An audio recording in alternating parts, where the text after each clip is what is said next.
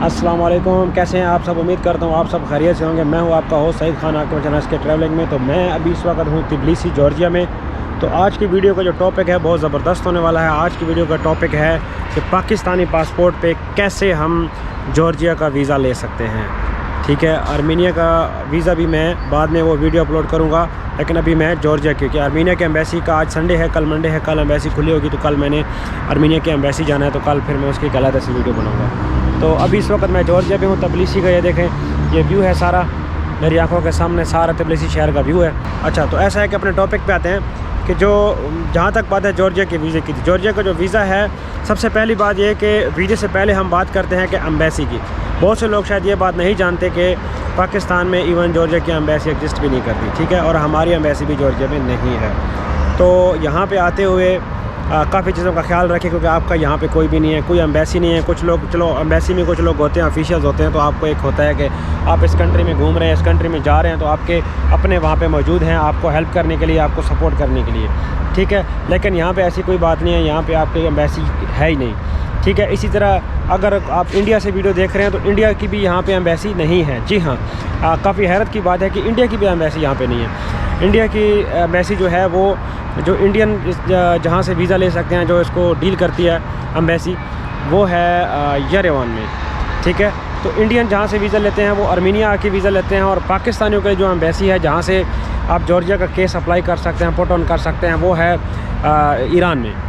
आप किसी भी गल्फ़ कंट्री में अगर आप रेजिडेंस रखते हैं तो फिर आपको जॉर्जिया के वीज़े की ज़रूरत नहीं है। जी हाँ, आपने सही सुना, जॉर्जिया के वीज़े की कोई ज़रूरत नहीं है। मैं भी यूई रेजिडेंस की बेस पे यहाँ आया हूँ, कोई वीज़ा मैंने नहीं लिया, मेरा कोई वीज़ा मैंने अप्लाई नहीं किया, किसी चीज़ की ज़रूरत नहीं है। जब मैं एयरपोर्ट पे आया तो इमिग्रेशन में उन्होंने कुछ नहीं पूछा। मैंने बुकिंग भी की हुई थी, मैंने इंश्योरेंस भी ली हुई थी, मेरे इंश्योरेंस के पैसे भी फजूल चले गए। मैंने 40 दिरहम की इंश्योरेंस ली थी, जो पाकिस्तानी बनते हैं तकरीबन 3200 रुपया, फजूल में चले गए, उनका कोई फ़ायदा ही नहीं हुआ। ना उन्होंने पूछा, ना उन्होंने होटल बुकिंग का पूछा, ना उन्होंने पैसों का पूछा, उन्होंने ये पूछा कहाँ आ रहे हो, कहाँ जा रहे हो, क्यों जा रहे हो। या शायद ये भी हो सकता है कि मेरी अच्छी खासी ट्रैवल हिस्ट्री है 7-8 कंट्रीज़ की, तो मे भी ये भी एक वजह हो सकती है। लेकिन ऐसा सच मुझे नहीं लगता कि इमिग्रेशन में कोई प्रॉब्लम था। दूसरी बात यह है कि जॉर्जिया में इस वक्त जिन लोगों से मैं इंटरव्यू कर रहा हूँ, जिन लोगों से पूछ रहा हूँ, कि जॉर्जिया के लोग भी परेशान हैं, क्योंकि इस दफ़ा उतने टूरिस्ट जॉर्जिया में नहीं आए जितना ये एक्सपेक्ट करते हैं हर साल। तो इस वजह से भी शायद हो सकता है कि उन्होंने अपनी इमिग्रेशन को थोड़ा सा ये मुख्तलिफ़ कंट्रीज़ की पॉलिसीज़ होती हैं कि जब उनका टारगेट पूरा हो जाता है तो थोड़ा वो पॉलिसी स्ट्रिक्ट कर देते हैं। जब उनको लगता है कि हमें ज़्यादा लोगों की ज़रूरत है तो फिर पॉलिसी थोड़ी सी नरम कर देते हैं। ठीक है, तो यहाँ तक बात हो गई ये। तो अगर पाकिस्तानी, अब सवाल ये था कि पाकिस्तानी या इंडियंस पर वो वीज़ा कैसे लें। तो इंडियंस के लिए थोड़ा सा ईजी है Pakistani as compare to Pakistani. तो पाकिस्तानी और बांग्लादेशी दो कौमें हैं जो यहाँ पे बहुत ज़्यादा, यूँ समझ लें कि एक तरह से बैन तो नहीं कह सकते, ब्लैक लिस्ट तो नहीं कह सकते, ग्रे लिस्ट में कह सकते हैं। हम उनकी ग्रे लिस्ट में हैं, मतलब अगर हम इनके कंट्रीज़ में ना ही हैं तो बेहतर है, इनकी ये मानना है। ये हम इनका मतलब ये बस इनकी कोशिश 90% होती है कि इनको वीज़ा ना ही दिया जाए तो बेहतर है, ज़रूरत नहीं है हमें इन लोगों की। उसकी अपनी वजह, हमारे अपने लोग हैं, काफ़ी सारे ऐसे मसले हैं, ऐसी चीज़ें हैं जो इन कंट्रीज़ में हो जाती हैं, जिसकी वजह से ये लोग फिर नहीं चाहते। क्योंकि आने वाले वक्तों में जॉर्जिया और अज़रबैजान, ये इनके केस चल रहे हैं। ठीक है, ये हो सकता है कि आने वाले वक्तों में ये यूरोपीय यूनियन के साथ जुड़ जाएं। अभी भी ये यहाँ पे यूरोप की काफ़ी सारे लोग यहाँ आए हुए हैं, तकरीबन रशिया और यूरोप से काफ़ी दुनिया आई हुई है। हर दूसरा तीसरा बंदा यहाँ यूरोपियन है, जर्मनी से है, फ्रांस से है, कहीं से। तो इसलिए ये लोग उन लोगों को ज़्यादा फैसिलिटेट करते हैं। और वो लोग यहाँ आके जो दूसरी टू बी ऑनेस्ट व्यू है वो ये है कि वो लोग यहाँ आके इन लोगों को बिज़नेस दे के जाते हैं। सही है, इन यहाँ आके वो टूरिस्ट आते हैं, यहाँ पे कुछ ख़रीदते हैं, इनकी अच्छी सर्विस अवेल करते हैं, इनको बिज़नेस दे के जाते हैं। हम लोग को इतना अच्छा बिज़नेस नहीं देते। जो आते हैं हम लोग, फिर आपको पता ही है कि हम क्या करते हैं, विज़िट पे आते हैं और काम करने लग जाते हैं। खैर, मैं इस टॉपिक पे नहीं जाना चाहता। तो अभी हमारी वीडियो का जो टॉपिक है वो ये है कि पाकिस्तानी वीज़ा कैसे लें। तो ये सारे सूरत हाल बैकग्राउंड मैंने आपको इसलिए बताया कि आपको इस चीज़ों का पता होना चाहिए कि क्या सूरत हाल है। तो अभी अपने मेन टॉपिक की तरफ आते हैं कि वीज़ा कैसे लें। अगर आपने वीज़ा लेना है तो जॉर्जिया की एम्बेसी है, फॉरेन मिनिस्ट्री है, उनकी वेबसाइट है ऑनलाइन। ठीक है, वो मैं नीचे लिंक में दे दूँगा। उस वेबसाइट पे जाके आपने उनको मेल करनी है। आपने उनको मेल करनी है कि आपने उनको बताना है अपने आने के रीज़न और सारा कुछ बताना है कि मैं जॉर्जिया क्यों आना चाहता हूँ, मैं अपना सारा कुछ उसमें बताएंगे। उसमें कवर लेटर भी देना पड़ता है, बोल देंगे, ठीक है। वो सारा कुछ करके फिर उनको मेल करेंगे, वो आपको मेल का आंसर करेंगे। फिर आप जाएंगे ईरान से जाके फिर आपको वहाँ की इनकी कुछ रिक्वायरमेंट्स हैं, वो पहले ही आप मेल के साथ वो आपसे मांग लेंगे। आपका पासपोर्ट, आपकी तस्वीरें, ठीक है, ये सारी चीज़ें आपसे मांग लेंगे। फिर आप अपनी चीज़ें साथ ले जाइएगा वहाँ जाके। फिर जब वो आपको अप्रूवल देंगे, सबसे पहले अप्रूवल होती है, अगर वो अप्रूवल देंगे तो उसके बाद आपको वीज़ा मिलेगा। अप्रूवल नहीं मिलेगी तो आपको ईरान के जाने की ज़रूरत नहीं है।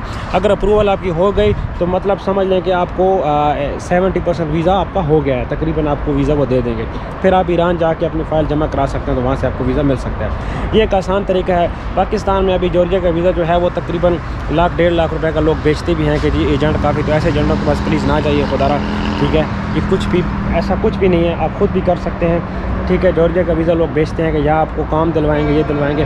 खैर वो इस तरह की टॉपिक जो है ये मैं अपने दूसरे चैनल SRK इंटरनेशनल में उसको मज़ीद ब्रीफली उसको बयान करूँगा कि यहाँ पे काम कैसे और ले सकते हैं, वर्क वीज़ा कैसे ले सकते हैं। ये अभी इस वक्त मैं जो बात कर रहा हूँ ये मैं सिर्फ विज़िट वीज़ा के बारे में बात कर सकता हूँ कि जो विज़िट वीज़ा है जॉर्जिया का वो कैसे लेते हैं। तो ये था प्रॉपर तरीका जॉर्जिया का वीज़ा लेने का पाकिस्तान से, पाकिस्तानी पासपोर्ट के ऊपर। अदरवाइज़ अगर आपका UAE की नेशनलिटी है फिर तो मैं आपके सामने एक गीती जागती मिसाल हूँ कि मैं एक दफ़ा आर्मीनिया भी गया, आर्मीनिया से वापस आया, ठीक है। तो मेरी 2 दफ़ा एंट्री यहाँ पे हो गया, कोई उन्होंने 1 रुपया भी नहीं चार्ज किया, बिल्कुल फ्री ऑफ कॉस्ट है। तो अगर आपके पास UAE रेजिडेंस है तो फिर तो आप फ्री में आ जा सकते हैं। लेकिन अगर आपको पाकिस्तानी पासपोर्ट है और आपके पास कहीं ऐसी जगह की रेजिडेंस नहीं है तो फिर आपको वीज़ा चाहिए, आपको वीज़ा ज़रूरत है इस मकसद के लिए। तो उस वीज़े के लिए आपको ईरान जाना पड़ता है। ईरान से आप मेल करेंगे उनको, फिर अपना आप डॉक्यूमेंट्स भेजेंगे, वो आपको अप्रूवल देंगे। अप्रूवल आने के बाद फिर आपने आके जॉर्जिया में उनकी फ़ाइल जमा करानी है, फिर आपको वहाँ से वीज़ा मिलेगा। ये एक प्रॉपर तरीका है वीज़ा लेने का।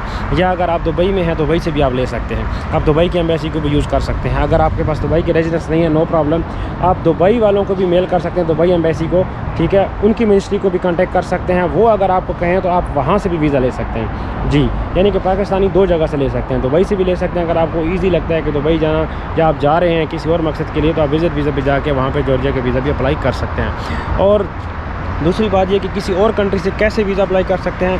बाज़ लोगों ने आर्मेनिया से भी जॉर्जिया का वीज़ा लिया है, ठीक है, लेकिन वो बातें हवा में है। मेरे 2 दोस्तों ने जो मुझे मिले थे वो पाकिस्तानी थे, उन्होंने मुझे बताया, लेकिन मैंने उनकी बात पे मुझे इतना वज़न नहीं लगा, ठीक है। तो मैं ख़ुद आर्मेनिया जाऊँगा, वहाँ जाके मैं जॉर्जिया की एम्बेसी जाऊँगा, जॉर्जिया की एम्बेसी में बाकायदा मैं उनसे पूछूँगा, फिर मैं एक वीडियो डालूँगा। क्योंकि मैं जो भी वीडियो डालता हूँ मैं कोशिश करता हूँ कि वो कन्फर्म होना चाहिए, हवा में बातें नहीं होनी चाहिए।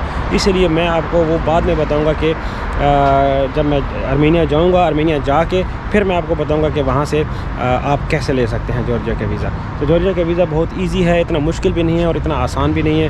तो ये चीज़ है। दूसरा, यहाँ के लोग कैसे हैं। यहाँ के लोग देखिए भाई, हर दुनिया के लोग सियाने होते हैं, इनको पता है कि पाकिस्तान, मैं किसी से भी जब बात करता हूँ ना तो वो ये कहते हैं कि पाकिस्तान, आज़रबाईजान और टर्की ये दोस्त हैं आपस में, ठीक है, ये सबको पता है। तो यहाँ पे लोगों का रिएक्शन कुछ ऐसा ही होता है। लेकिन यहाँ के लोगों की एक नेचर ऐसी है कि वो आपको कभी मुंह पे नाराज़ नहीं करते। तो उसके अलावा फिर मैं आपको एक और हिंट दे दूँ उसका, वर्क परमिट का। क्योंकि मैं इस चैनल पे सिर्फ विज़िट के हवाले से, घूमने के हवाले से सारा ये इस पर वीडियो डालता हूँ। जो काम के लिहाज से या किसी भी वर्क परमिट या किसी भी चीज़ के लिहाज से, मैं अपने दूसरे चैनल उसका लिंक भी दे दूँगा, उसमें वीडियोस डालता हूँ। क्योंकि वो एक डिफरेंट टॉपिक हो जाता है जब एक जगह घूमना चाहते हैं। ये मेरा चैनल है, सिर्फ मैं इसमें घूमता फिरता हूँ, मैं अपने घूमने की आपको लाइव वीडियोज़ अपना सारा कुछ मैं शेयर करता हूँ, जो मेरा ओरिजिनल एक्सपीरियंस होता है कि कैसे आप सस्ते में, कम पैसों में मुख्तलिफ़ कंट्रीज़ को घूम सकते हैं, ठीक है। कि जैसे अब हम कहते हैं जी कि बाहर घूमने में बहुत ज़्यादा पैसे लगते हैं। तो मैं जब सिर्फ मकसद ये है कि आपको ये साबित करने का, मेरा मकसद ये है कि वीडियोस बनाने का, कि मैं उन लोगों को गलत साबित करूं कि नहीं, आप कम पैसों में भी दुनिया घूम सकते हैं। इतनी कोई बड़ी बात नहीं है कि दुनिया घूमना या किसी मुल्क भी घूमना इतने ज़्यादा पैसे आपको नहीं चाहिए। तो मैंने ओमान की भी वीडियोज़ बनाई है, मैं उसके ऊपर भी एक्सपेंसेस के एक बनाऊँगा कि मेरा टोटल एक्सपेंस कितना आया है। तो बहुत मेरा कम एक्सपेंस आया।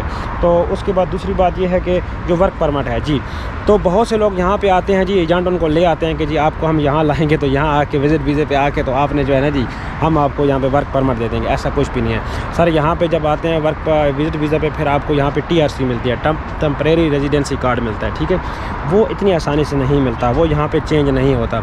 विज़िट वीज़ा मैंने आपको पहले भी बताया बारहा, विज़िट वीज़ा कभी भी वर्क परमिट में चेंज नहीं होता। दुबई वालों ने अभी रूल बनाया है, लेकिन वो उसके पैसे लेते हैं। वो कितने पैसे लेते हैं कि उससे बेहतर होता है कि बंदा यार टिकट लेके घर ही चला जाए, तो घर वालों से मिल के आ जाओ। क्या ज़रूरत है फिर उनको इतने पैसे देने की।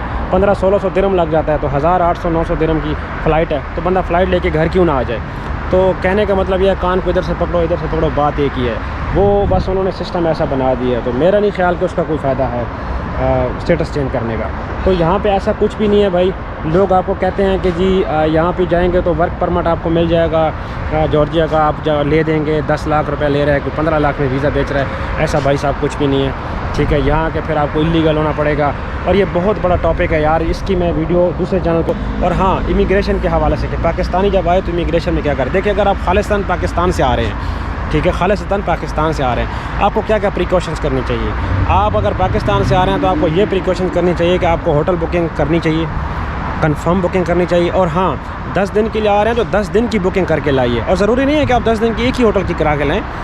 आप ऐसा करें, मैं आपको एक एडवाइस देता हूँ, मैं जब भी कहीं जाता हूँ मैं 1 दिन की बुकिंग करता हूँ। जो पहला मेरा दिन होता है वो एक होटल की बुक करता हूँ, बाकी जो मेरी बुकिंग होती है वो मैं बाद की करता हूँ। उसकी क्या वजह है, आप लोग सोच रहे होंगे ऐसा क्यों मैं कर रहा हूँ। उसकी एक वजह होती है। देखें, अगर मैं 10 दिन की बुकिंग करता हूँ एक ही होटल की, ठीक है, तो आप मुझे बताएं कि जब आपका एक टाइम होता है उसके बाद आप होटल बुकिंग कैंसिल नहीं कर सकते। अक्सर फ़्लाइटें लेट हो जाती हैं, पहुँचते पहुँचते इंसान लेट हो जाता है, ठीक है। तो जब मेरी फ़्लाइट लेट हो जाए और मैं बुकिंग कैंसिल नहीं कर सकता, बहुत सी बुकिंग ऐसे होती हैं जिनको आप कैंसिल नहीं कर सकते और आपको पैसे भी देने पड़ते हैं, ठीक है, और आपका कार्ड भी साथ लगा होता है अक्सर बुकिंग्स में। मैं कंफर्म बुकिंग कराता होता हूँ, तो इसलिए मैं 1 दिन की कंफर्म बुकिंग करा लेता हूँ कि मुझे अगर रहना भी पड़ जाए तो मैं रह लूँगा, उसमें कोई मसला नहीं है। बाकी जो बुकिंग होती है वो किसी और होटल की कराएं। जब आपके पास 24 घंटे होते हैं, कोई भी हॉस्टल या होटल ऐसा नहीं है कि जो 24 घंटे पहले कैंसिल करें तो आपसे पैसे लेगा, ऐसा कुछ भी नहीं होता। कम से कम 2 बजे से बाद आपके चार्जेस पड़ना शुरू हो जाते हैं। अगर आपकी फ़्लाइट रात को 8 बजे लैंड हुई, फिर आप क्या करेंगे, अगले 10 दिन की आप होटल कैसे कैंसिल करेंगे, आपसे तो अगले चार्जेस लेंगे। तो इसीलिए 2 दिन का 1 दिन का एक होटल बुक कराएं और बाकी जो होटल है वो बाकी, लेकिन बुकिंग ज़रूर कराएं, चाहे वो, लेकिन फ़ेक नहीं करें। फ़ेक करने की क्या ज़रूरत है यार। ऑनलाइन इतने वेबसाइट्स हैं, booking.com, agoda.com, बहुत सारी ऐसी वेबसाइट्स हैं, Airbnb, जहाँ से आप जो है ना बुक कर सकते हैं और बहुत सस्ते में आपको मिल सकते हैं। और वैसे भी आपने रहना तो है ही है, तो फिर आप बुक करके आ जाएँ, क्योंकि आपसे ये पूछेंगे। अगर आपने 2 दिन की बुकिंग कराई, 4 दिन आपने रहना है, तो आपको ये रिजेक्ट कर देंगे, भैया आपने 2 दिन की बुकिंग क्यों कराई। हालांकि ये इतनी बड़ी कोई तुक नहीं बनती, आप यहाँ की भी करा सकते हैं, लेकिन आप करा के लाइए भाई, ठीक है। ये आपकी पहली बात हो गई। दूसरी बात हो गई आपके इंश्योरेंस की। इंश्योरेंस ज़रूर ख़रीद के लाएँ।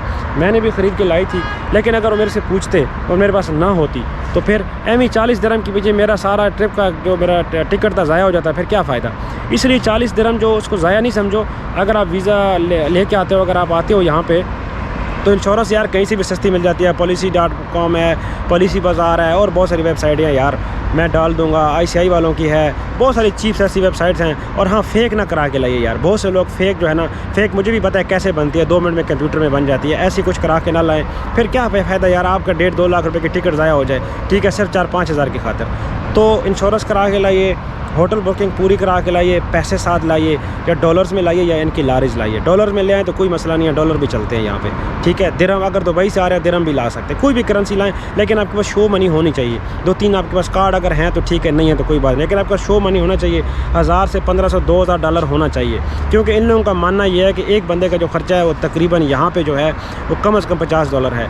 तो आप $50 को लेके चलेंगे, आपको $50 का आपका हर दिन का खर्चा आपके पास है। ये सिर्फ ये जॉर्जिया नहीं देखता, मुख्तलिफ कंट्रीज़ भी देखते हैं। टर्की में जब आप जाते हैं तो टर्की वाले भी ये कंफर्म उनकी शर्त होती है कि आप, अगर आपका एक दिन का 100 तुर्किश लारी का खर्चा है, ठीक है, तो फिर वो आपको कहते हैं कि अगर आप 20 दिन रहना तो आपके पास 2000 लारीज होनी चाहिए, ठीक है। ये तुर्किश वाले कहते हैं। तो इसी तरह हर कंट्रीज़ की मुख्तलिफ किस्म की रिक्वायरमेंट्स होती हैं, तो आपको उनको रिक्वायरमेंट्स को पूरा करके चलना होता है। तो अगर आप पाकिस्तान से आ रहे हैं या इंडिया से आ रहे हैं तो आप ये चीज़ें ज़रूर पूरी करके लाएँ। मैं भी पूरी करके लाया था, लेकिन बहुत सारे दोस्त हैं इंडिया से जो यहाँ जॉर्जिया आ रहे हैं डायरेक्ट एमरेट्स ID के ऊपर, वो नहीं करा के लाए, ठीक है। तो ज़रूरी नहीं है, तो शायद उनकी वजह यह है कि वो एमरेट्स ID पे आ रहे हैं, शायद इस वक्त टूरिस्ट टाइम ख़त्म हो गया, तो शायद उन्होंने इसलिए जो है थोड़ा सा सख्ती कम कर दी है। लेकिन बहरहाल इन चीज़ों का आप ज़रूर ख्याल करके, अगर आपने अपना 1.5-2 लाख रुपये बचाना है तो अपनी ये चीज़ें साथ पूरी करके लाएँ। अपना होटल बुकिंग, अपनी रिटर्न टिकट, अपना जो है ना इंश्योरेंस, ठीक है, और शो मनी, ये 4-5 चीज़ें अपने साथ एक्स्ट्रा लाएँ, तो इंशाल्लाह कुछ भी नहीं होगा। घबराने की ज़रूरत नहीं है, आपने पैसे दिए हुए हैं, आपके पास वीज़ा है। जो लोग घबरा जाते हैं, उनके पास सारी चीज़ें होती हैं, तब भी उनको डिपोर्ट कर देते हैं। तो किसी भी इमिग्रेशन में जाते हुए घबराना बिल्कुल भी नहीं है,